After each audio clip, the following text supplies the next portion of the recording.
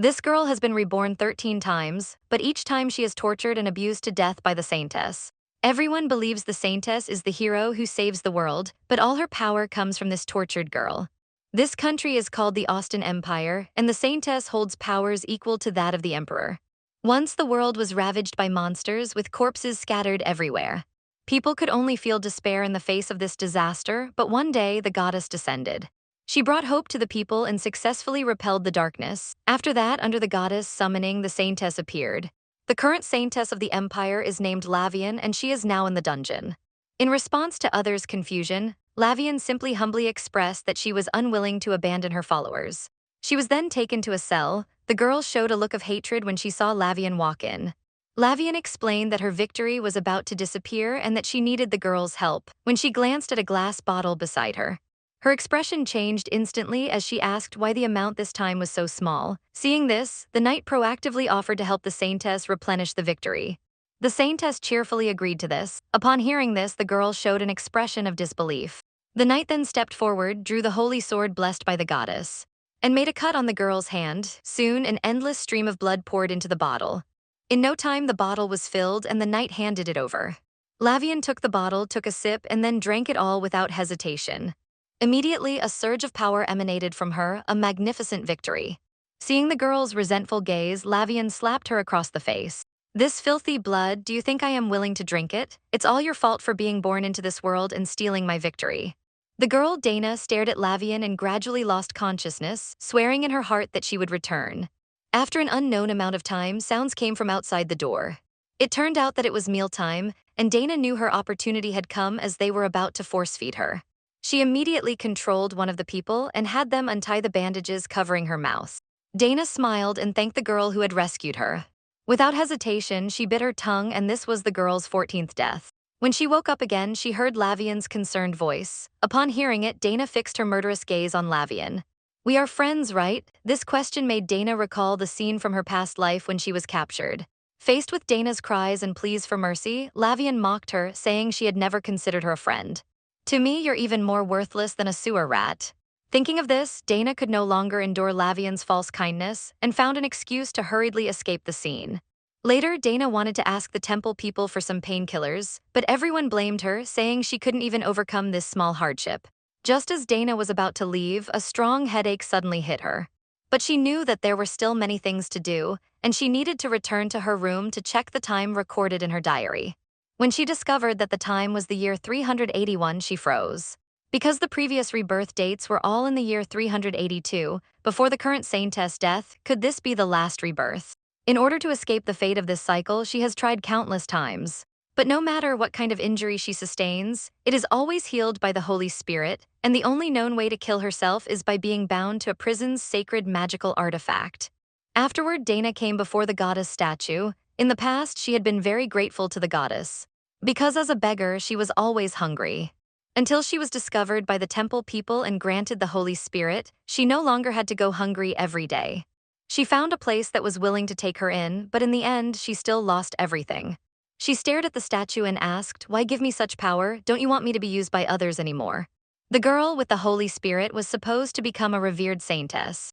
But instead, she was locked in a prison and used as a tool to provide power to the false saintess, enduring countless tortures and abuse. The girl found an opportunity to end her own life, but each time she would be reborn, returning to the time after her role as the saintess had been restored. So it was only a matter of time before she was captured again, and she hoped to find a permanent way to end the hellish cycle. Just now, Dana thought of a way to end everything, find an opportunity to attack Duke de Huey.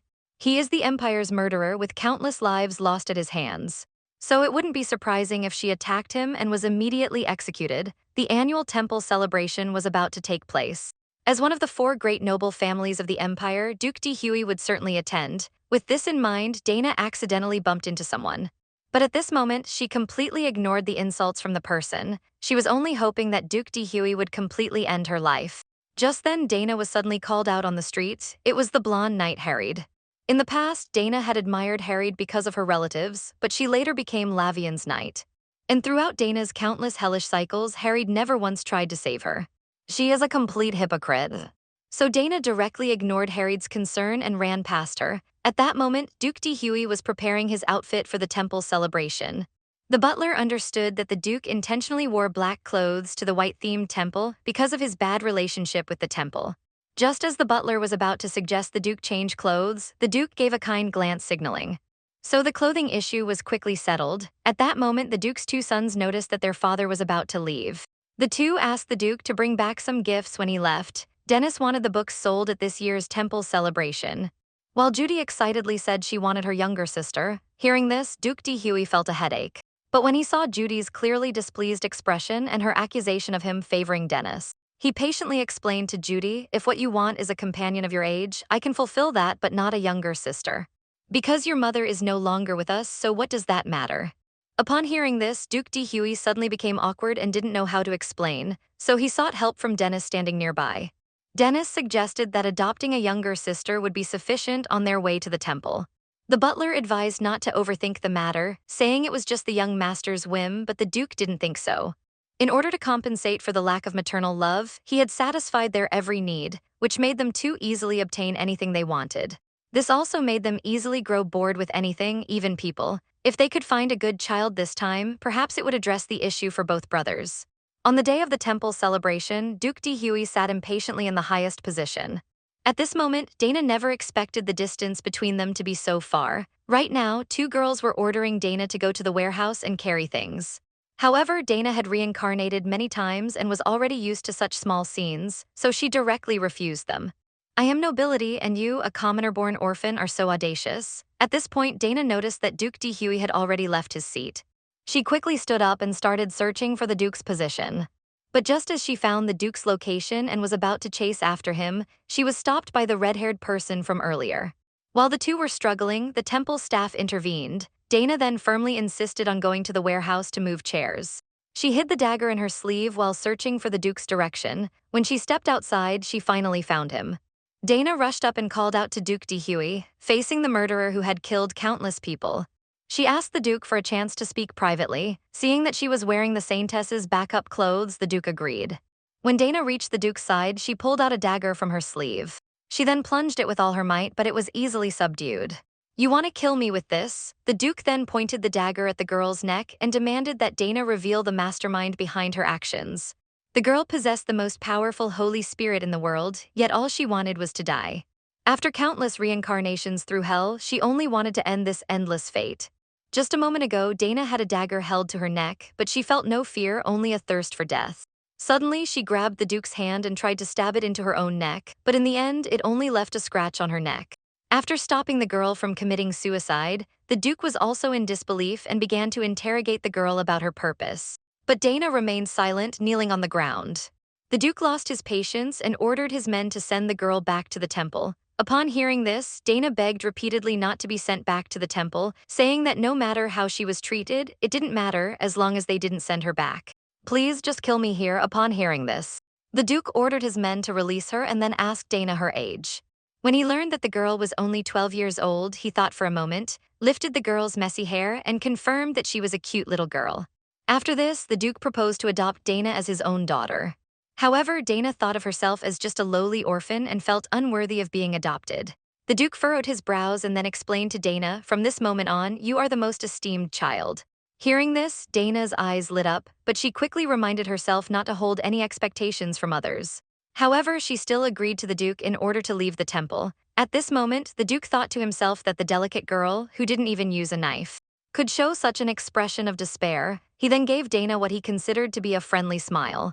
But Dana was genuinely happy about this. The Duke himself didn't expect that someone would not be afraid after seeing his terrifying face. The Duke, accompanied by the butler, went to the temple and stated that he needed to take one of the Saintesses. Normally, the Saintesses of the temple are considered property and cannot be taken away. However, if they are lower ranking, the situation can be considered. When the Duke mentioned adopting Dana, two staff members searched for a long time and finally found this person, a lowly civilian orphan. They then took it upon themselves to recommend other candidates to the Duke. Just as the Duke was about to lash out and reprimand them, the butler pulled out 1,000,000 gold coins and convinced them. Meanwhile, Dana's wound had already healed due to the victory. In the past, no matter what, she could never escape the temple, but now she was able to leave so easily. However, the Duke already had 2 sons, and Dana knew that she would still face the same kind of nobility exploitation as before. All she had to do in the future was find a way to die. On the day of departure, Dana was reminded to obey the Duke's every command. She was also told to forget everything about the temple. Hearing this, Dana couldn't help but ask, "What if the Duke abandons me?" The person responded with a look of disdain and said that Dana no longer belonged to the temple. At that moment, Dana happened to meet Lavien. Upon hearing that Dana was to be adopted by Duke de Huey, Lavien was stunned. She immediately grabbed Dana's hand and explained that she wanted to say a private goodbye to Dana. Then, Lavien held Dana tightly. She questioned, "Why does the Duke want to take someone like you? Don't you think it's strange that a worthless orphan like you would be adopted by him?" But soon, Lavien realized the situation and put on a pitiful expression, explaining that she said those things because she was too heartbroken. After seeing Lavien's ugly side once again, Dana took her hand and began her final prayer. Though it sounded like a beautiful blessing in Dana's heart, it was a curse filled with hatred. Finally, Lavien gently withdrew her hands. What Lavien thought to herself was Dana's gaze, which seemed to know everything, since the girl had been chosen by the goddess and given life. She could only be imprisoned in the dungeon to provide power to the false Saintess. After countless reincarnations, the girl finally escaped the hellish cycle. She saw the butler approaching her and the two naturally bowed together. The butler, feeling helpless about the situation, explained, "Miss, you are now a member of the Tercia family. Teresia is the only noble family in the empire, and the young lady is the only daughter of the Duke. The young lady's actions represent the glory of the family." After this, the butler invited the girl to get into the carriage. He mentioned that she would gradually get used to it. On the way back, he thanked the Duke. In response, the Duke said he had simply kept his promise, but despite that, it was still better than those insincere people for the girl. However, the Duke noticed that the girl intentionally kept her distance from him. He began to think about how to properly comfort his daughter when he suggested buying some gifts for her. The girl repeatedly waved her hand in refusal, which made the Duke feel troubled. Suddenly, the Duke wanted to give the girl a name because his late wife had once told him that if they ever had a daughter, he should give her a name as bright as the stars. The Duke then named the girl Asti. "This name," he said, "means a new beginning for you, and it also refers to a child who shines like a star." But the girl believed she didn't deserve such a name because she had spent her life trapped in darkness and had never shone. The Duke immediately interrupted her, saying, "You will be the only daughter of the Teresia family and more dazzling than anyone else. I will make sure you have everything." Although the girl knew that she would eventually have to give up her life, the beautiful meaning behind this name was specifically chosen for her, and even if she could only enjoy this happiness for a short while, she was very happy. After some time, the girl fell asleep in the carriage. The Duke finally had time to properly examine his daughter. When he saw the girl's clothes, which were dirty and torn, he clenched his fists in anger. He was so furious that he wished he could immediately return to the temple. He then called for the butler. He ordered him to turn the carriage around. When the girl woke up, she found herself brought to the entrance of a luxurious shop. The Duke explained that it was the most luxurious clothing store in the Teresia territory. "From now on, you can choose any clothes you want." The shop owner rushed to greet them as soon as they arrived. The Duke explained that it was a sudden visit and hoped to help his daughter pick out a few clothes. The shop owner then noticed the young girl behind the Duke. The owner squatted down, holding the girl's hands, and asked for her name and age. After receiving the answers, the shop owner took the girl to a side room. The owner then handed the girl a catalog of clothes for her to choose from. The girl seemed a bit uncomfortable. She asked the shop owner if she was really allowed to stay in such a high-end place. The shop owner smiled and said, "Of course you can." The girl shyly thanked the shop owner. At this moment, the shop owner also noticed that the girl was only holding the catalog. Clearly, she wasn't used to dealing with such things, so the shop owner proactively began recommending different styles of clothes. However, when the girl saw such high-end clothes, she kept shaking her head. The shop owner misunderstood, thinking the girl didn't like the style, so he kept recommending more. The girl was scared by the luxurious clothes and didn't know what to do. Eventually, she opened the catalog herself and selected a few cheaper, simpler clothes. The shop owner explained that she already understood what Miss Bai liked in terms of design, but since the girl had delicate features, she would definitely suit more styles of clothing. The shop owner then decided to personally help the girl try on clothes. Seeing the confident shop owner, the girl decided to give it a try. Although she would soon leave, on the other side, the Duke and the butler were waiting in the garden. Just as the Duke felt that some time had passed, the girl walked out after changing her clothes. Upon seeing the girl, the Duke was instantly stunned because the girl's appearance reminded him of his wife. He then complimented the girl, saying she looked very good in that outfit. Hearing this, the girl quickly shyly said that she was only trying it on, but before she could finish, the Duke asked the shop owner to quickly have his precious daughter try on other clothes. Everyone was captivated by the girl's cuteness, and seeing this, the Duke immediately ordered the butler to pack all the clothes the girl had just worn. Finally, the Duke, looking at the exhausted girl, asked if she wanted to pick a few more pieces. At this point, the shop owner brought the girl's old clothes and asked the Duke how to handle them. The Duke felt his precious daughter didn't need to continue wearing the temple's garbage, so he ordered them to be thrown away. After some time, they finally arrived at the Duke's residence. The girl began to worry about how the Duke's two sons would perceive her. The moment the girl was adopted, she was spoiled by her father, and all the clothes she wore had to be packed and brought home. Even the Duke's biological sons couldn't bully her. Just now, the girl had followed her new father back to their house. As soon as they entered, they were warmly greeted by numerous maids and servants. The girl stood still, seeming a little lost. At that moment, Judy and Dennis noticed their father had returned. The two quickly turned their attention to the girl. The girl also guessed that these two were the Duke's sons. Suddenly, she noticed Dennis looking at her with a scornful gaze, which made her feel a bit uneasy. She realized that, after all, she was an adopted orphan and wouldn't be welcomed by them. The next moment, Judy approached the girl and started scrutinizing her. Judy then asked, her eyes glowing with curiosity, how their father had managed to get a sister. Dennis, upon hearing this, pinched Judy's face and explained that the girl was adopted. The Duke, about to feel a headache, heard Dennis explaining for him and repeatedly confirmed that it was indeed the case. Then Judy began pestering the girl with more questions. When Judy heard that the girl came from the temple, she blurted out, so she was picked up from the temple. Hearing such an unreasonable comment, the Duke warned Judy, asking if she had too little homework lately. After apologizing, Judy was about to sneak away. The Duke immediately called her back and asked her to take her sister and show her around the house. Judy immediately refused, saying Dennis would be more suited for such tasks. But Dennis had already run off, so under the Duke's pressure, Judy had no choice but to agree. On their way, Judy was still somewhat puzzled by her father's decision. Meanwhile, the girl was in awe of the spacious house, and Judy told her that she could choose a room on the third floor. Watching the girl carefully choosing a room, Judy felt that she resembled her mother a little. Soon the girl stopped in front of a room, and when Judy saw the girl choose this room, she appeared somewhat excited.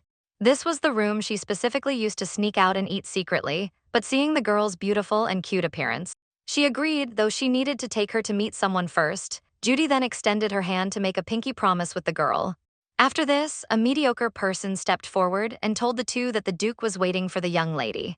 Shortly after, the girl was led to the dining area, seeing these desserts she had never seen before. The girl hesitated and did not reach for them right away. The Duke then took out the adoption papers and handed them to the girl to sign. The girl looked at the papers, wondering if a single signature could really make them a family. The Duke also noticed the girl's lack of enthusiasm. So he picked up a biscuit and handed it to the girl. Only then did the girl realize what the dessert actually tasted like.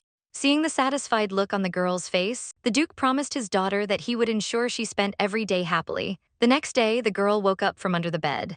She sighed, thinking that in the past, every day when she opened her eyes, she only saw the dark prison cell. Now it felt a little unfamiliar. A maid came in to tell her to have breakfast. But when she entered the dining room, she found that only 3 sets of utensils were placed on the table. Seeing this, the girl couldn't help but feel a little disappointed, wondering what she had been expecting. Suddenly, Dennis walked in and explained that they hadn't set the utensils because they didn't know her location. The girl then realized that she could join them. Afterward, Dennis ordered a servant to pour a cup of water for the girl. He explained that a cup of warm water every morning was good for blood circulation. This gesture made the girl feel a little overwhelmed. It seemed that yesterday, Dennis had not really liked her, yet today he was treating her so well. Last night, the Duke and his 2 sons held a family meeting. The Duke warned his sons to treat their sister well, as from now on, they were family and would live and interact with her. Dennis looked at the girl in front of him, feeling a suppressed emotion. He couldn't believe that his father was worrying and putting in effort for someone other than himself. Just then the Duke arrived. Upon hearing the girl still refer to him as the Duke, he felt a bit sad but quickly comforted himself, thinking that his daughter had not yet opened her heart.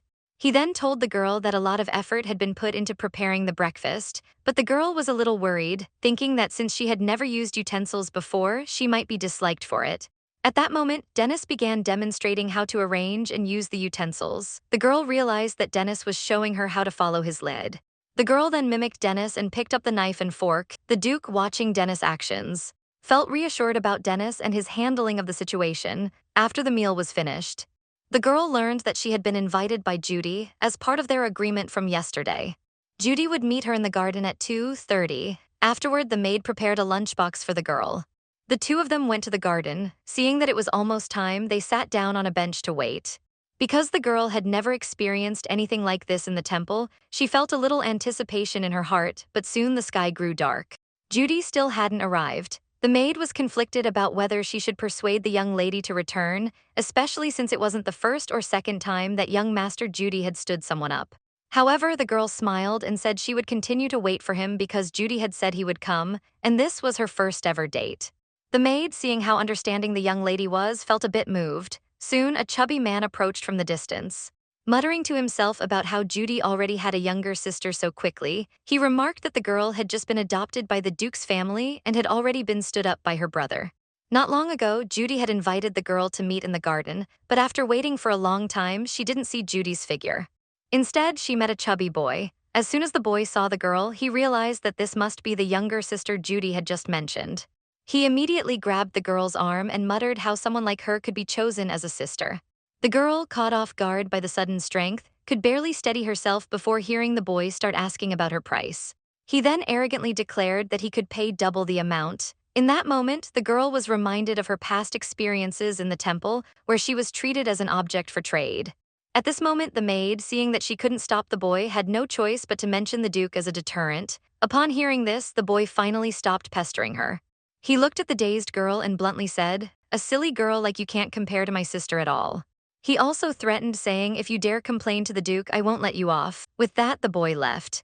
Before the maid could comfort the girl, she had already sat on a bench, hugging her knees. The girl knew she had always feared nobles, but in a situation like today's, she was so scared she couldn't say a word. Not long after, the girl noticed a little dog in front of her. Stroking the cute puppy, the girl's feelings of grievance seemed to ease. The maid, still worried, asked if the girl wanted to go back and rest. However, the girl wanted to stay there a bit longer with the puppy. Meanwhile, Judy had just come out of an auction. She asked her attendant what time it was, assuming that the girl had already gone home by now.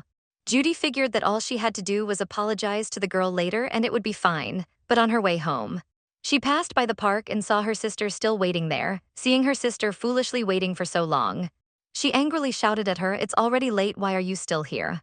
Suddenly, she realized she shouldn't have gotten so angry and soon heard the girl explain that she liked the place, so she stayed so long. After saying this, the girl leaned onto Judy, looking exhausted. Judy bent down to carry the girl home on her back, despite the girl insisting that she still had the strength to walk. Even so, Judy carried her. Along the way, the girl bashfully asked Judy if she was heavy. Judy turned her head and told the girl, "Don't call me young master anymore, we're already family now." Hearing this, the girl shyly buried her head and replied, "Okay, brother Judy." Judy then apologized for being late today. He promised that he would never forget their appointments again and asked the girl not to wait so foolishly in the future. He added, "If anyone makes you wait, I'll make sure they pay for it." Hearing such comforting words, the girl unknowingly fell asleep, and by nightfall, the three of them finally returned home. Standing by the window and observing everything, Saintess decided to prioritize Ace Day's agreement. The girl once begged the Duke to kill her just because she fell ill. This happened after Judy carried her home. After returning, the girl slept for 2 whole days and everyone thought she was gravely ill. In her dreams, the girl saw a boy. The boy gently touched her forehead to check her temperature, and after confirming she didn't have a fever, he held her hands and wished her good health, saying, "If you fall ill, my heart will ache too." Then the girl woke up. She noticed that it wasn't the boy but the Duke and Judy by her bedside. When she wondered aloud why everyone was in her room, Judy explained that she had developed a fever after returning home and slept for 2 days without waking. The girl instinctively clutched her blanket tightly, suspecting that the day of her saintly awakening had arrived. Seeing her frightened expression, the Duke gently stroked her head and asked, "Have you always been this frail?" At this moment, the girl noticed Judy's somewhat unnatural expression. Shortly after, Judy gave her a stuffed rabbit, awkwardly explaining that he only brought it because the rabbit reminded him of her. After Judy left, the girl absent-mindedly squeezed the stuffed rabbit, realizing that the time of her saintly awakening had come early. However, she didn't understand how this was connected to her rebirth or who the boy in her dream was. Why hadn't she seen him in any of her countless cycles of reincarnation? Thinking about this, the girl hugged the stuffed rabbit tightly. After a while, the maid brought a group of people into her room, all of them doctors summoned by the Duke to treat her. After some of the doctors performed their diagnoses, the girl was so exhausted that her body began to tremble. Just then, the Duke, having just finished work, arrived to check on her. Noticing that the girl seemed even weaker than before, the Duke began reprimanding the doctors. Seeing this, the doctors could only explain that they were still diagnosing her condition. Uneasy, the girl glanced nervously at one of the doctors, only to be startled by his sudden, sharp gaze. The doctor's eyes were cold and piercing as he stared at the girl. When he noticed her gaze, the doctor turned back to the Duke and explained that her body was fine and just needed some rest. However, the girl was still trembling. She recalled seeing such disdainful eyes countless times in the temple, eyes that looked at her as if she were something filthy. Remembering this, the girl couldn't help but apologize to the Duke. Hearing this, the Duke sat down beside her and said, "Being sick isn't something you need to apologize for. I may not know what you've been through, but as your family, we only want to ensure your safety, so there's nothing to feel sorry about." These words eliminated the unease from past memories and brought the girl back to the warmth of the present. At night, heavy rain began to pour outside the house. The Duke looked out the window, beginning to worry about the girl's condition again. He knew that the girl was a child who became uneasy easily, just as the Duke was about to instruct the butler to check on his daughter. The girl's maid ran in looking anxious. The Duke then hurried to the girl's room. He saw the girl curled up on the ground, wrapped in a blanket. At that moment, the trembling girl slowly turned her head. Just as the Duke was about to comfort her, he heard her plead, "Please kill me. I'm afraid to breathe, afraid to live, so please, I beg you, take my life." The Duke finally realized that his daughter had been abused in the past. He ordered the butler to investigate and vowed to make those responsible pay dearly.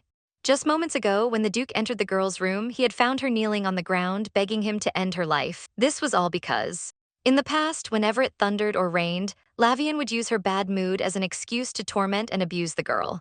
At the time, the trembling girl would beg Lavien to let her go. The Duke repeatedly called out the girl's name, finally bringing her back to her senses. Looking at the terrified girl before him, the Duke asked her if she knew where she was. Hearing her dazed response that she thought she was in the temple, the Duke frowned. He gently reassured her that she was in the Duke's estate. The girl, trembling, apologized for causing such a commotion and inadvertently revealed that she had been locked up and abused by Lavien at the temple. Although the girl quickly corrected herself, saying she had only had a nightmare, the Duke keenly caught onto the mention of Lavien's name. Remembering the fear on his daughter's face earlier, the Duke had no intention of ignoring this clue. He gently picked his daughter up from the ground and assured her that he would stay by her side from now on. He then placed her on the bed and asked if she had been mistreated at the temple. When the girl denied it, the Duke was not surprised but asked again when she had started being afraid of thunder. Seeing that his daughter still wouldn't confide in him, the Duke gently placed his hand beside her and said, "I won't let anyone harm my daughter. You can feel completely safe in our home from now on." At that moment, Judy entered the room holding a pillow. Sleepily, he explained that he was worried about his sister being scared of the thunder, so he had come to accompany her. Then, without waiting, he walked to the bed, placed his pillow down, lay on the bed, and declared that he would protect his sister. Seeing such a harmonious scene, the Duke felt relieved. After Judy got comfortable, he noticed the Duke still hadn't left and asked, "Father, are you planning to sleep here too?" After a while, when the girl still hadn't fallen asleep, the Duke reassured her, "I won't leave just because you fall asleep." Once the girl had fallen asleep, the Duke summoned the butler. He instructed him to investigate whether his daughter had been abused at the temple, especially focusing on the Saintess named Lavien. The butler reminded the Duke that Lavien was the daughter of Duke Browns, but the Duke said that regardless of whose daughter she was, if his own child had indeed been abused, no matter who it was, they would have to pay the price. The next day, the girl woke up to find that Judy and the Duke had stayed by her side all night. This image of a family warmed her heart. Later, the girl met Dennis, and after greeting each other, Dennis stood up and invited the girl to take a walk in the garden. Although the girl was a little surprised, she still agreed. Just as the girl began to wonder why this didn't seem to be the way to the garden, Dennis was the first to apologize, saying he didn't really intend to go to the garden. He explained that he brought her out to avoid the prying eyes of others in the household, and then told her he didn't truly acknowledge her as his sister. Unlike Judy, he wasn't so simple-minded. The girl had earned the affection of both Judy and the Duke. But as a result, she had also earned Dennis's suspicion. On a rainy evening, Dennis had personally seen Judy sneaking into the girl's room in the middle of the night. He realized his brother had already accepted this adopted sister. Hearing what Judy and their father had said had sparked his own curiosity. Was this sister really so special? He had to figure out what kind of person she truly was. That day, Dennis took the girl to the entrance of a hole, looking at the dog hole. The girl wondered, "Aren't you saying I'm not your sister? What does this dog hole have to do with that?" The next moment, Dennis told her that the two of them were going to crawl through the dog hole together. He explained that he needed to go to the village to take care of some business but couldn't let anyone know. The girl reluctantly crawled through the hole, only to find Dennis standing at the other side of the entrance, staring straight at her. "You actually crawled through?" Hearing this, the girl was speechless. "Weren't you the one who told me to come along?" The two of them stood there glaring at each other for a while before Dennis finally turned his head away. "Let's go. There are a lot of places we need to visit today." They then arrived at a marketplace. The girl was captivated by the lively scene, while Dennis was lost in thought, wondering what it was about her that had impressed their father. Suddenly, Dennis said he needed to go somewhere and refused to let the girl come with him. He pointed to a spot nearby, signaling her to wait there until he returned. Reluctantly, the girl agreed. She obediently stood in place, watching as Dennis gradually disappeared from sight. As the sky grew darker, the girl looked into the distance and thought, as expected, he abandoned me after all. When he invited her out earlier, she had already guessed this might happen, but it didn't matter after all. They weren't real family and she'd have to leave sooner or later. Even so, she couldn't help feeling a little regret. At that moment, she noticed two men approaching her. Seeing the way they looked, the girl realized they were no good. She took the initiative and asked the men to kill her, while the two men were stunned. The girl explained that kidnapping her was pointless. She had already been abandoned. "So just kill me right here, it's the best option." At this moment, Dennis returned and calmly explained that the matter was difficult to handle, so she came back late. The two men present were amused by the little kid in front of them, finding it ridiculous how relaxed he was despite being in such a dire situation. Seeing how oblivious the two were, Dennis asked them sarcastically, "Don't you know who I am?" Finally, they realized that this arrogant boy was actually the Duke's child. While they weren't good people, they dared not provoke anyone from the Tercia family. So the two men quickly decided to leave. Seeing that they had truly given up, the girl let out a sigh of relief. The next moment, Dennis turned to her and angrily asked what she had been thinking. She then admitted that she had indeed intentionally left the girl alone here because she was curious. She wanted to see if leaving the girl alone would reveal her true self. At this moment, the girl realized that she wasn't truly hated after all. Dennis then looked at her seriously and said, "From now on, I won't test you anymore. I also won't abandon you, so stop saying things like you want to die." Hearing this, the girl's heart underwent a subtle change. She thought, "I'm just a person whose existence is a sin. Why does this family care so much about me?" The next day during a meal, the Duke subtly asked Dennis if she had anything to say. Dennis candidly admitted her mistake. The Duke was quite pleased with Dennis's attitude in admitting her fault. He then emphasized once again to everyone that Esther is your sister, she is family. From now on, everyone must get along well. The Duke then remembered that the brother's birthday was approaching, so he asked if they had any suggestions. Hearing this, both Judy and Dennis began sharing their ideas. Watching the brothers argue, the girl didn't have a chance to speak at all. The Duke also noticed this. He then proposed doing something special at the birthday party, introducing Esther to everyone. Seeing the girl's startled and confused expression, the Duke explained that since everyone would gather at the party, it was the best time for an introduction. The girl, however, hesitated because she just wanted to quietly disappear. Then she heard the Duke say he would find her an etiquette teacher. Seeing the Duke's overflowing enthusiasm, the girl had no choice but to agree. After the meal, the butler had already prepared resumes for family tutors. Although all of them were top-tier graduates, the most qualified teacher was already working with other students. The Duke simply stated, "Pay them triple their salary and make them switch." After this, the butler informed him that another matter had been investigated. Hearing this, the Duke immediately set aside what he was doing. According to the investigation, there was no evidence of imprisonment or abuse of lower-ranking candidates in the temple.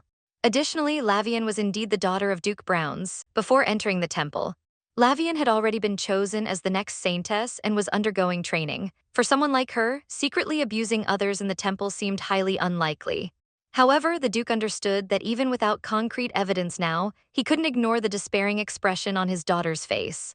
To him, this was the best evidence, and the girl's paintings were unexpectedly praised by everyone.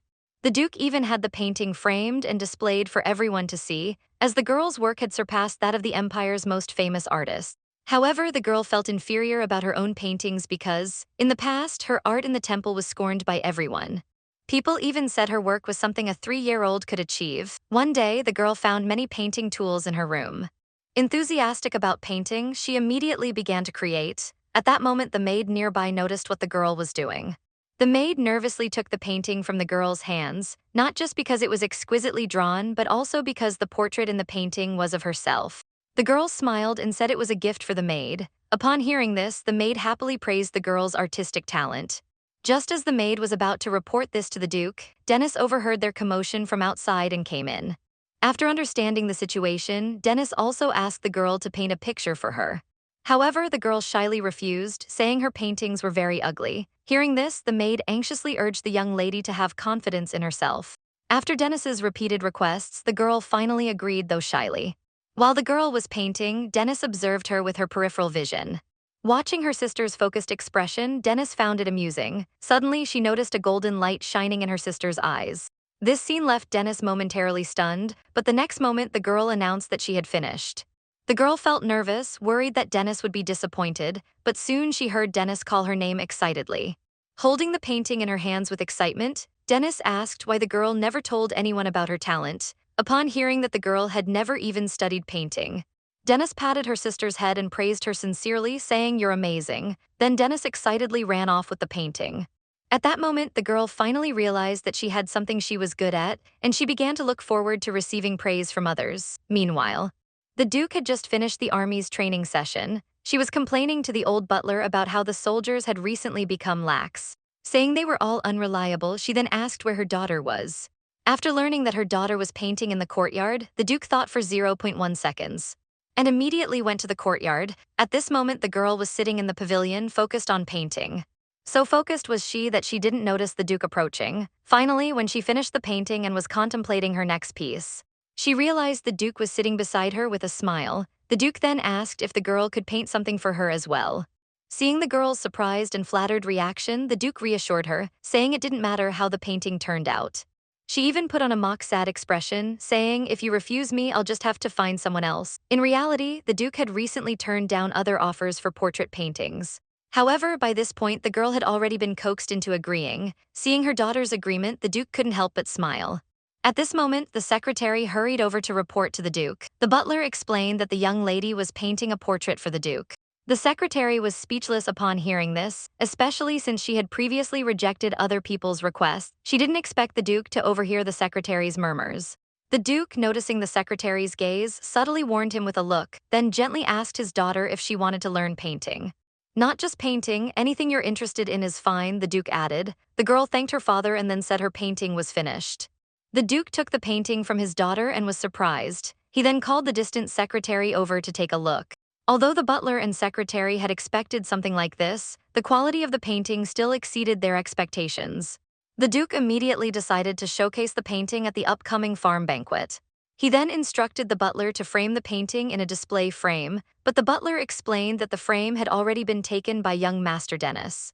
The Duke, hearing this, was not angry but simply had someone prepare a larger, more splendid frame. The girl, seeing the Duke so happy, never expected him to show such a side of himself. What she didn't expect even more was how the Duke would brag about his daughter at the banquet. Everyone praised the painting nonstop.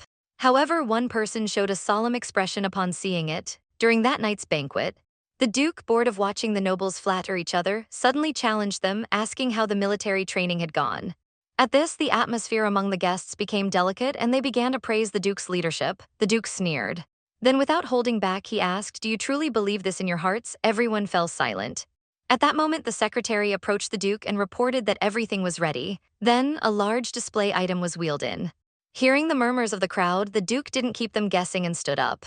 He then unveiled the white cloth, revealing the portrait of himself. The crowd, seeing such a delicate and intricate portrait, began speculating on which artist had painted it. Among them, some sensed the presence of the Holy Spirit. The power within this painting was beyond what even the high priest could achieve. Only a true saintess could create something of this caliber. The Duke then announced to the crowd that the artist was his daughter. He further stated that he would soon host a banquet and required everyone present to attend. The men, hearing this, showed solemn expressions. The daughter of the Teresia family, someone who didn't belong to the temple, possessed such immense power as a saintess. Later, while the Duke was resting on the balcony, a man approached him. The man's name was Benjamin. He had once fought alongside the Duke on the battlefield. Seeing Benjamin's somber expression, the Duke urged him to speak, assuring him that he had a request. Benjamin explained that he had seen the portrait at the banquet. He hoped to ask the young lady to paint a portrait of Noah, his lord, who had suffered from illness for many years. Benjamin wished to have a portrait of Noah while he was still alive, and the Duke listened quietly to his request. Although Benjamin's loyalty had moved him, he still stated that he could not make a decision for his daughter.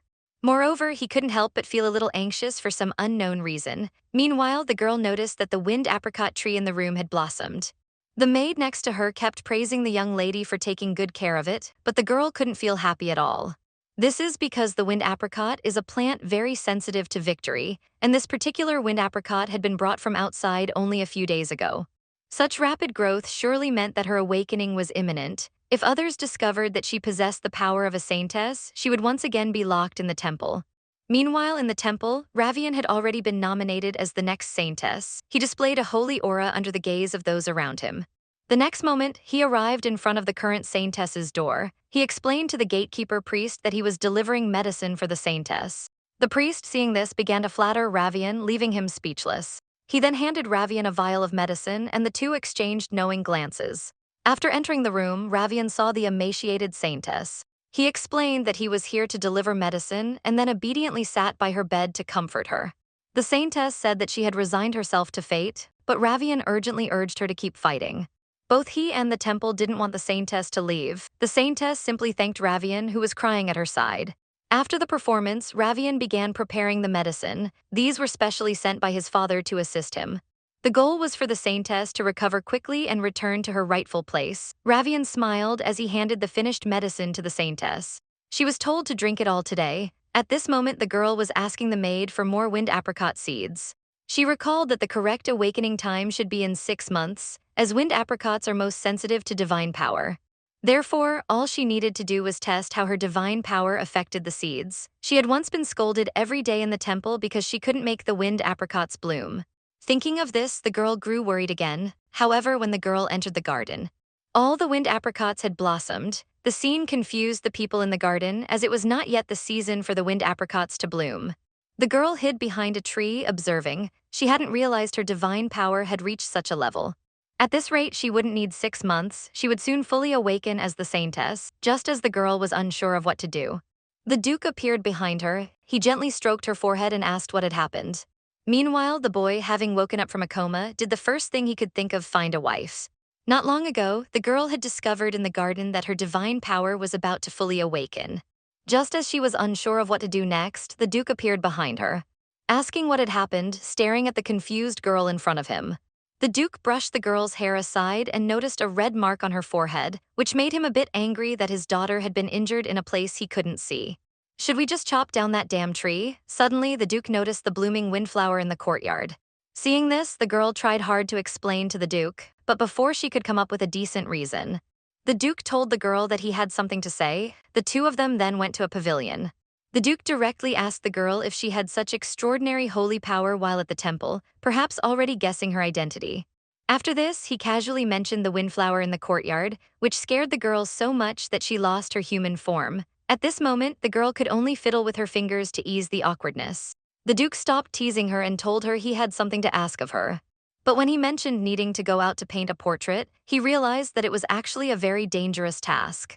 Not only because Noah was in the territory of the Holy Maiden, but if something went wrong, they might be punished by the Empire. So the Duke decided to refuse on the girl's behalf without consulting her, but the girl said she would go. After all, she was now needed by others. Realizing that his daughter had made up her mind, the Duke stroked his daughter's head and told her not to worry about the danger, just as he was about to leave. The girl asked the Duke if something had happened at the temple, although the Duke explained that he hadn't received any news. The girl still couldn't be careless, since her growing holy power was also connected to the safety of the Holy Maiden. After a while, the girl got into a carriage and arrived at her destination. She was told that she had only 2 hours to enter the house. The girl noticed that this place was actually a holy domain, and all holy domains in the Empire should be managed by the temple.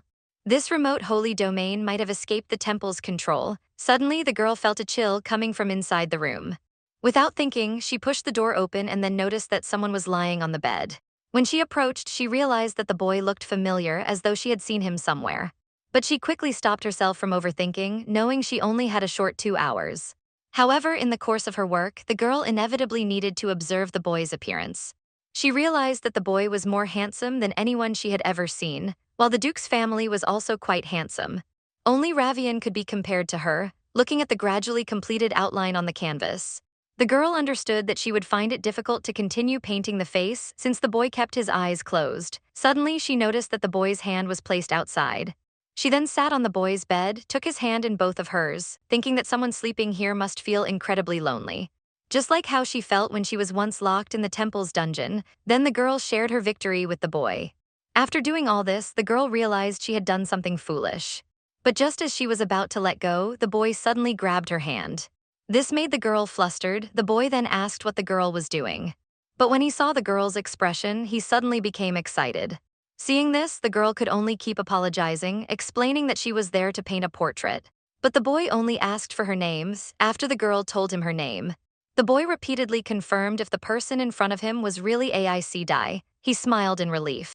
The girl, seeing his expression, looked confused and then asked if he could let go of her hand. The boy then realized he had been holding the girl's hand the entire time, but instead of letting go, he gripped it tighter with both hands. He then wore a lovesick expression and asked if the girl had come specifically to paint him. When he learned that the girl was about to leave soon, he became unhappy. Seeing this, the girl could only explain that she needed to finish the portrait within 2 hours and then leave. However, to her surprise, the boy insisted that she couldn't finish it today. He then closed his eyes and leaned closer to her, saying, "Come back to paint my eyes next time." The goddess finally gave the holy maiden her revelation, announcing the chosen candidate for the next holy maiden, and Lavien also realized that the position of the holy maiden belonged to someone else. Just moments ago, the girl had been entrusted to go to the holy domain to paint Noah's portrait. However, she didn't expect that Noah was a handsome man who had been lying in bed for years. And because of his victory, he awoke. He then refused to let the girl leave. Helpless, the girl could only explain that she only had 2 hours, but Noah did not agree. He closed his eyes and told her to come back tomorrow to paint his eyes, seeing such a beautiful man holding her hand and asking her. The girl, as if enchanted by a spell, nodded. Noah also understood the girl's difficulty and comforted her, saying he would communicate with others to resolve the issue. Although the girl still hesitated, Noah was already in control of the situation. He then deliberately struck a sickly pose to make the girl worry. He grabbed her hand and placed it on his face, explaining that he had a disease that could only be cured by Saintess. Although the girl was a bit suspicious, she still accepted his explanation. At this moment, the girl thought maybe the boy had lived alone here since childhood, so he was lonely. She then promised Noah that she would come back tomorrow. Noah understood that it was her kindness that made her agree. He then told the girl that this was a hidden holy maiden. He was very happy to meet Saintess here. Watching Noah's behavior, the girl guessed that Noah might have known her before. But why, after being reincarnated so many times, did she have no memory of him? Thinking about this, Noah leaned over, kindly asking what the girl had been thinking. Then he grabbed her hand again. This series of actions completely captivated the girl, who had been single for 14 lifetimes. She shyly said that she had to leave first. So the two of them said their goodbyes, and on the way back, the girl couldn't stop thinking about Noah's face. He looked so mysterious, so special, and so lonely. In the evening, Lavien, as usual, prepared to help the Saintess with her medicine. After she pushed open the door, she was surprised to find the Saintess standing in a beam of holy light. This scene made Lavien freeze. She had increased the dosage of the medicine, so the Saintess should have been lying down instead.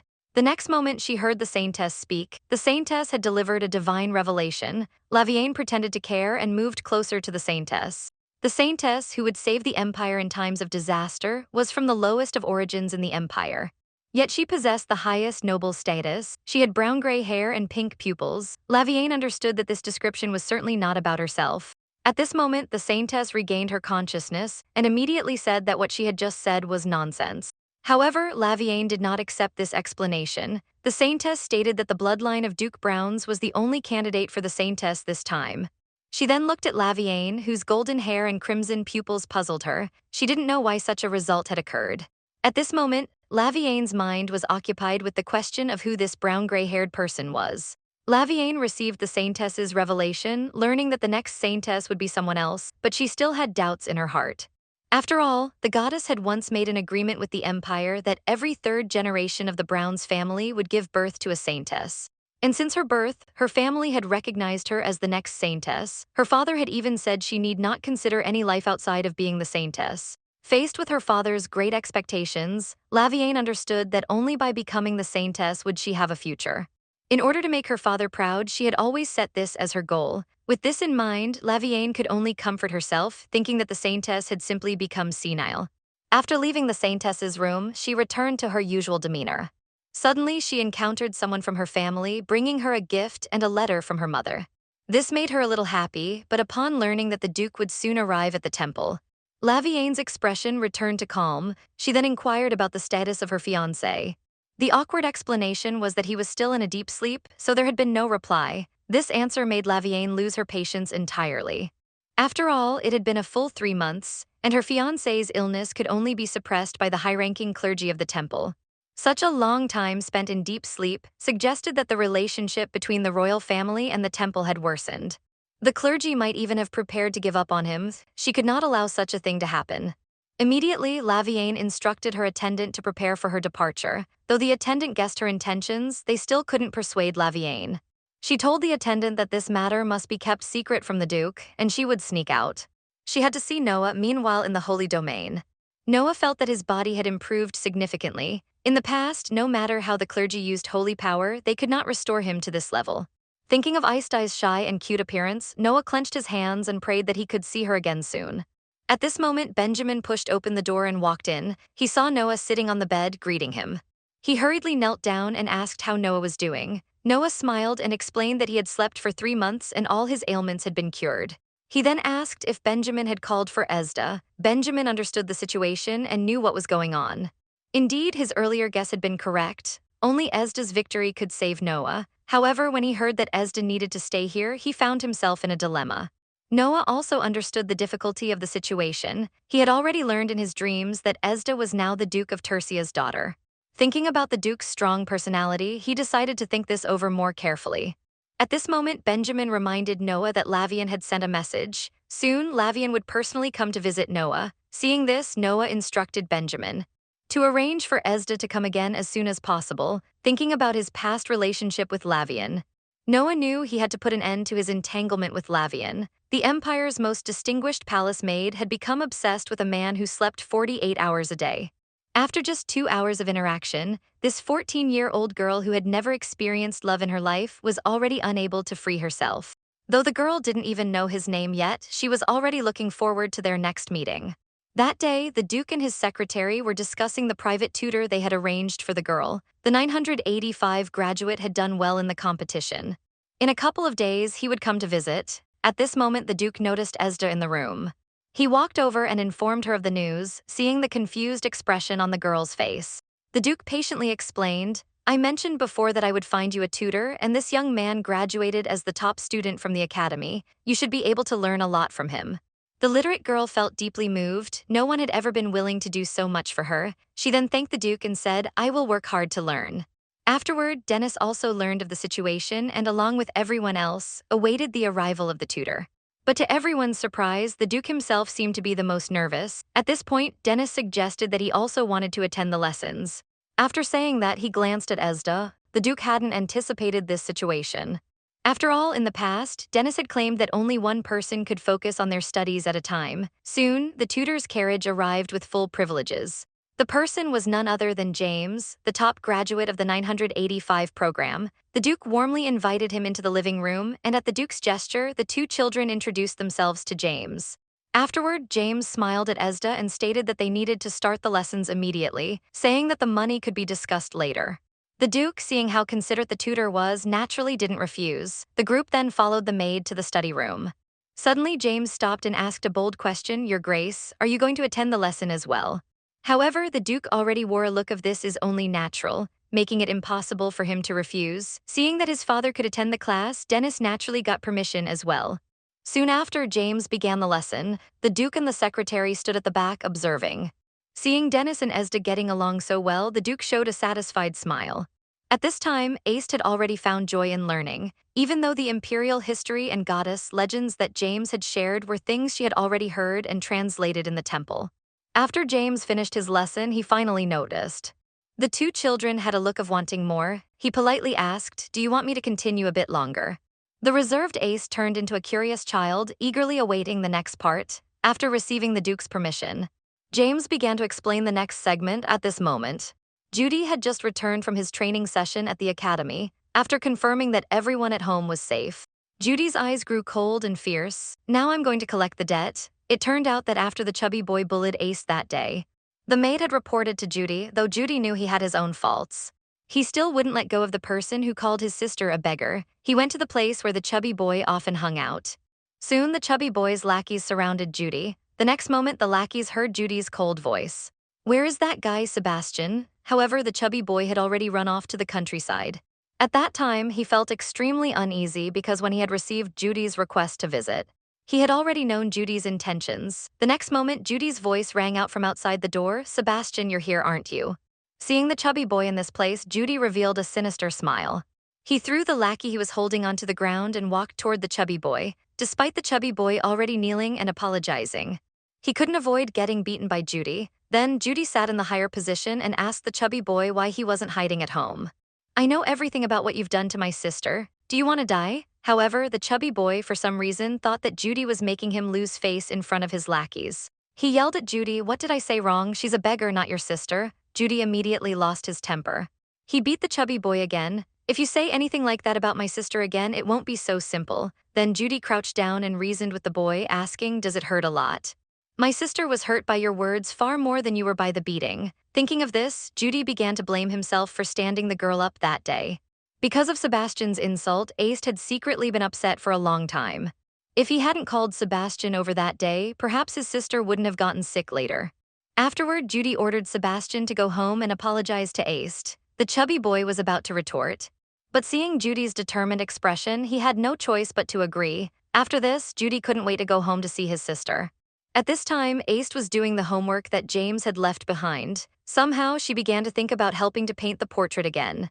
She couldn't help but feel excited, wondering if she could go over tomorrow since the boy had promised to make arrangements for her. She was really looking forward to seeing him again, thinking of the boy's dependent expression toward her. Ace began to daydream again. Suddenly, she heard a scream coming from the courtyard. A man sat on the ground, clutching his foot and groaning, unsure if he had caught Athlete's foot from 1982, but Ace stayed hidden behind a tree. Ace realized that the man had actually been bitten by a venomous snake and immediately spotted the white snake hidden in the flowers. However, what he didn't expect was that the white snake seemed to be watching him. In order to save those around her, the girl had used her healing powers countless times. But each time she was met with distance and disdain from others. Now the girl had been reborn for the 14th time. He immediately saw that the man in front of him had been bitten by a venomous snake, but the girl hesitated about whether she should step forward to help.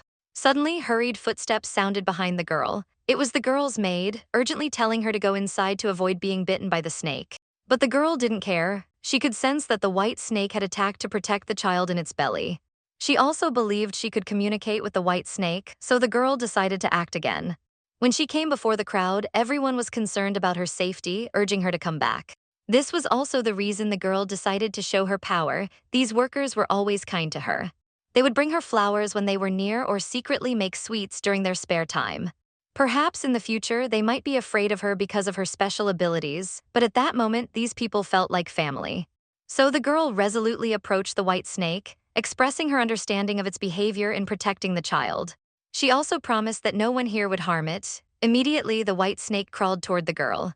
The snake rested its head on the girl's hand. Seeing this, the girl asked the people around her to stop interfering. The white snake obediently coiled its body around the obstruction. The people who had previously seen the fierce white snake now found it as gentle as a little white rabbit. The crowd stirred in surprise. At this point, the girl's gaze shifted to the injured man. Although she feared facing more hostility from others, she still decided to use her healing powers to treat his wound. Under the girl's power, the snake venom was quickly eliminated, and she even healed the man's athlete's foot from 1982. After completing the treatment, the girl lifted her head. The noise of the crowd and their monstrous gazes once again pulled the girl back to reality, although she had known this would happen. She couldn't help but feel a little disappointed. In the end, she hurriedly fled the scene. But her departure only caused the crowd's anxiety to intensify. The man she had healed couldn't stand it and said, "I owe my life to this young lady." On the other side, the girl's mind was still full of the events that just transpired. Now everyone would be afraid of her, and she regretted that she would never taste the sweets they made again.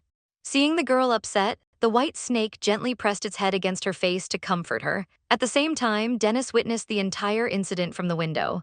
Having seen the girl's ability to heal the snake venom, she went to the study to search for books on related topics. Finally, she found a book about the Saintess describing her divine nature.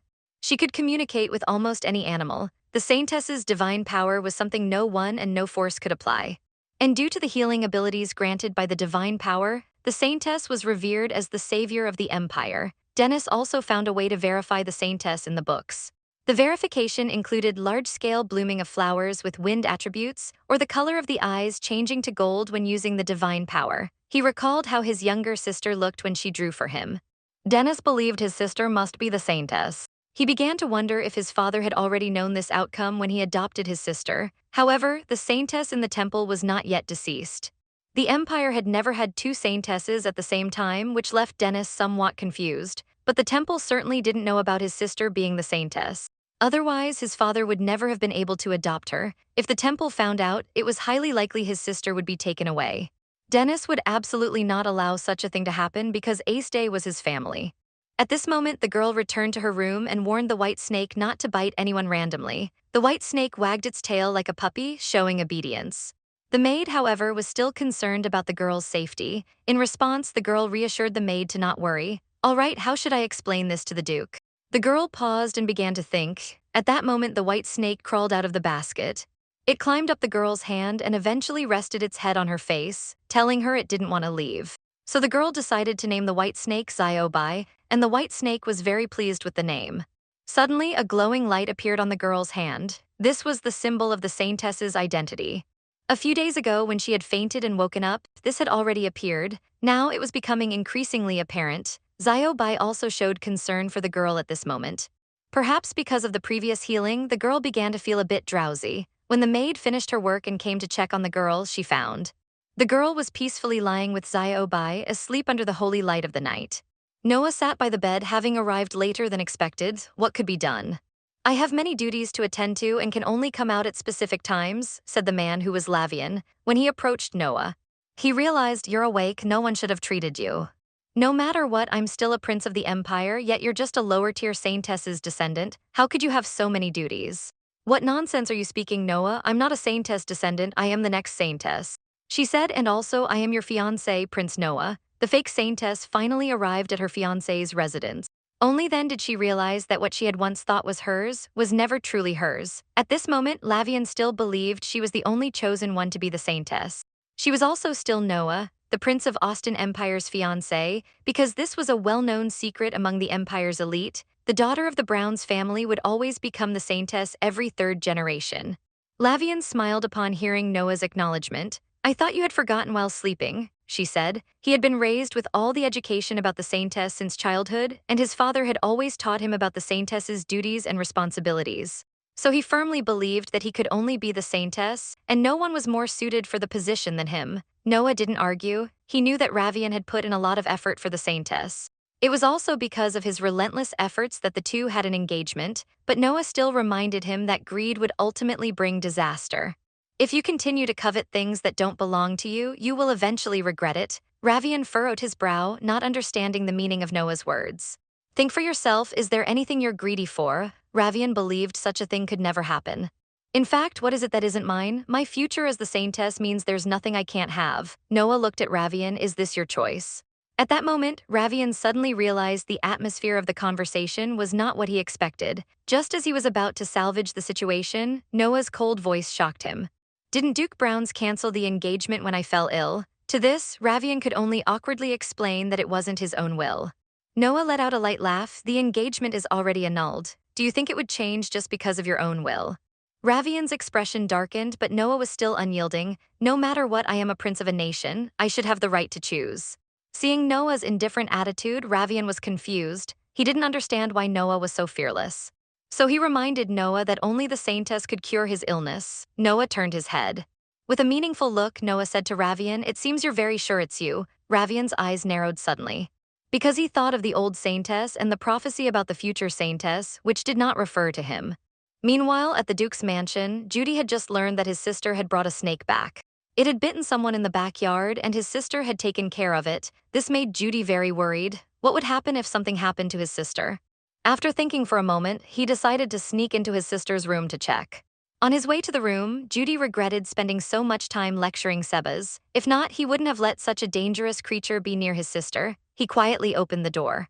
He found a mysterious lump under the bed. Walking closer, he realized it was Ace Day.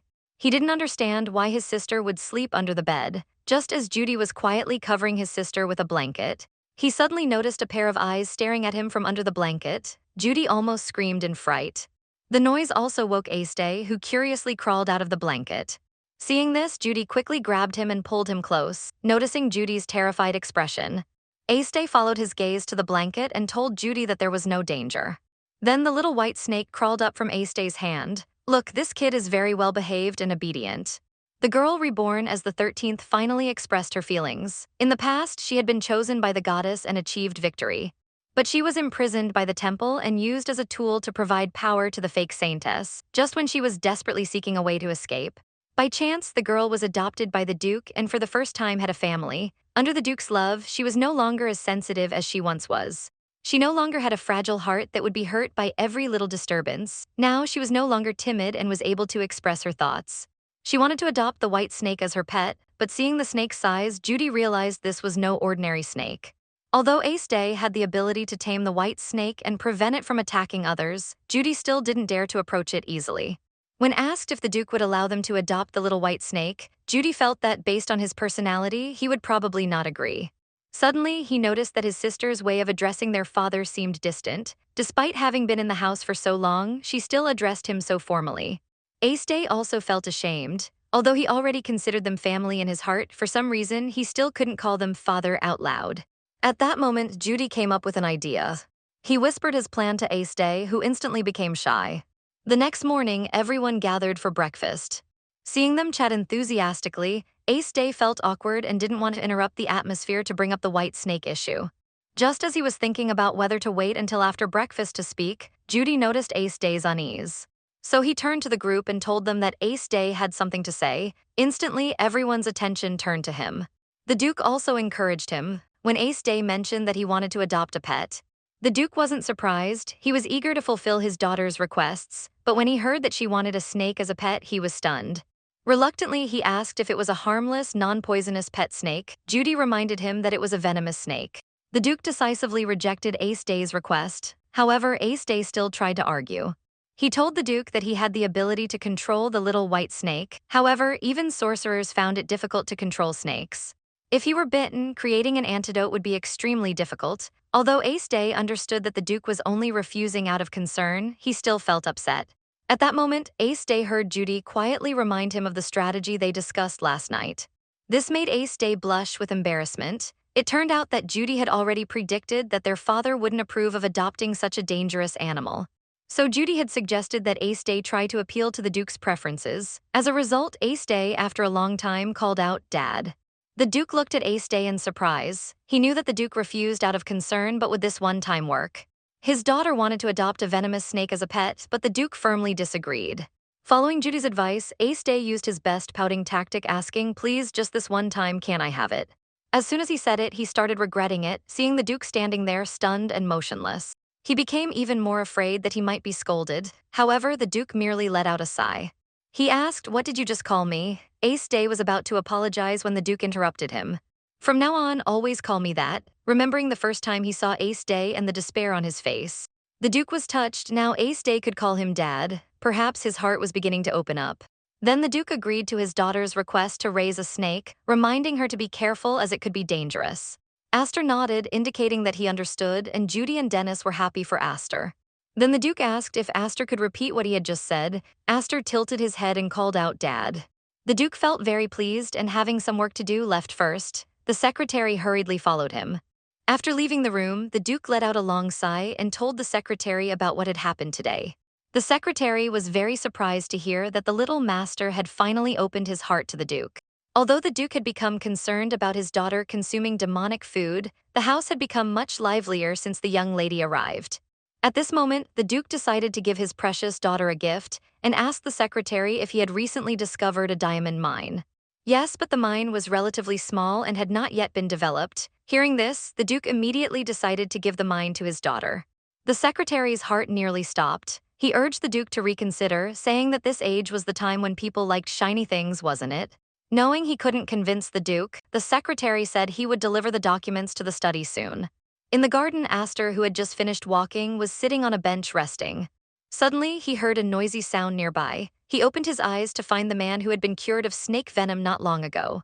The man asked if Aster was seeking him out because his leg hadn't been fully treated. Hearing that the man was healed, Aster finally relaxed, but the few people in front of him still fidgeted and didn't leave. Suddenly, a strawberry cake appeared from behind. Aster was very surprised to see someone offering him cake. It turned out that it was a thank you gift for that day. The man had been too scared and awkward at the time, so he hadn't had a chance to thank him. "Thanks to the young lady I can live," he said. Aster had always grown up hearing insults. Now hearing these words of gratitude, he couldn't help but cry. Perhaps this time he really wouldn't be disliked. He wouldn't be rejected and would find true happiness. He was the Empire's once-in-a-century Saintess.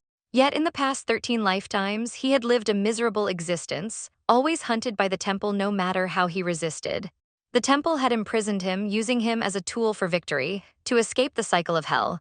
He had constantly searched for ways to die. This time, however, he had a loving family. He finally decided to rebel against the temple and seek revenge on the false Saintess, Lavien. When he first used his victory to help others, he thought he would be despised and hated by everyone. However, to his surprise, the person thanked him and sent him a full table of desserts. Perhaps because he was satisfied, Aster felt that these desserts were so delicious that he couldn't stop eating. The Saintess reminded him that even though his mood was good, he should eat less. The girl thought to herself that she would stop after eating one last piece. Just then, Dennis came to the door.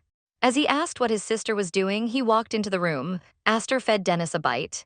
Looking up, Aster was curious about Dennis's purpose for visiting. It turned out that Dennis just wanted to see the white snake he had adopted.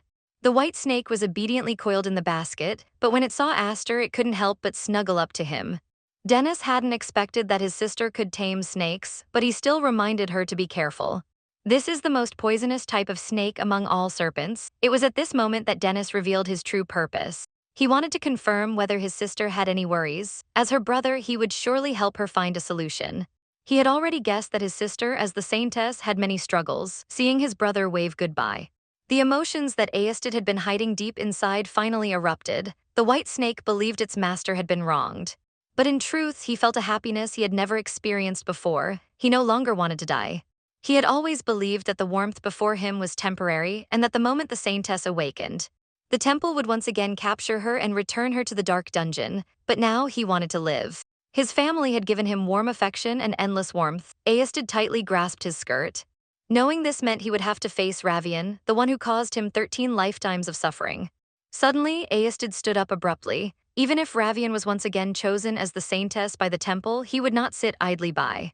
He wanted to live with his family and create many beautiful memories of his own. Therefore, no matter what happened, he would never give up. At this moment, the temple was holding a meeting, the purpose of which was to select a candidate for the Saintess. The high priest invited Duke Browns to attend. As soon as he appeared, the priests couldn't hide their admiration for him. The Duke smiled and responded that as a believer of the goddess, it was only natural. The high priest first explained to the crowd that the current Saintess's health had worsened, stating that she would only have 1 year left to live. Everyone was stirred by this news. Unbeknownst to them, it was Duke Browns who secretly poisoned the Saintess. Then everyone began to hastily propose their preferred candidates for the Saintess. Under the subtle hint from Duke Browns, one of the priests stood up and nominated the most legitimate candidate for the Saintess, the daughter of Duke Browns. This was because the girl's life had been shaped by her cruel father, the Duke, who was a deep-rooted doting father with a toxic obsession. He would fulfill every one of his daughter's wishes, allowing her to keep venomous snakes as pets, and even agreeing to her request to find a boyfriend. Not long ago, the temple held a meeting to elect the next Saintess. Everyone unanimously agreed that Lavien was the best candidate. Not only had she received the temple's comprehensive education, but she also came from the Browns family, which was the most supportive of the temple. Afterward, the high priest punished 2 priests because they had secretly transferred a backup Saintess outside. However, fortunately, the girl was just an orphan from a common family. Moreover, the adopter had paid a large sum of money, and everyone thought this was a good thing for all. But Duke Browns noticed something strange. The Duke of Teresia, who had always despised the temple, had taken a backup Saintess from the temple. He couldn't help but wonder if there was something special about that girl, so he signaled others to investigate. After the meeting, Duke Browns approached Lavien to inquire about what had happened in the temple, especially regarding the news about the next Saintess. For a moment, Lavien didn't know how to respond. This was because of the revelation the Saintess had given at the time and the words Noah had spoken to him. He had begun to doubt whether he could become the Saintess. At the sound of Brown's call, Lavien was suddenly startled. Then he could only foolishly ask if the Saintess hadn't given a revelation yet, and subtly inquired what would happen if the Saintess awakened in someone else. Duke Browns immediately put down his teacup and told Ravien that this would not happen, as you were born to become the Saintess. He urged Ravien not to doubt this unchangeable fact. Then he reassured him that even if another child awakened as the Saintess, he would still find a way to make him the Saintess. However, Duke Browns secretly sighed, realizing how resilient the Saintess's vitality was. Even after all the manipulation, the revelation had not come, causing his daughter to feel uneasy. Thinking about the Duke of Tertia's strange behavior, he decided to take measures to ensure the Saintess position was secured without fail. On the other side, Aist had finally received her father's permission and came to the small cabin in the sacred realm for the second time. The Duke had originally refused, worried that his daughter might accidentally be punished. But after her persistent pleading and the barrage of father, he finally gave in. Aist pushed open the door to the room. She looked around but found no one. At this moment, a voice came from behind. The man explained that he was Noah's butler and thanked Aist for visiting Noah.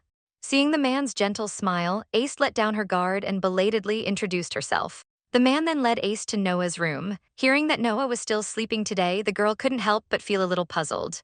When Aist saw Noah's sleeping face, she couldn't help but wonder how someone could really sleep for 25 hours a day.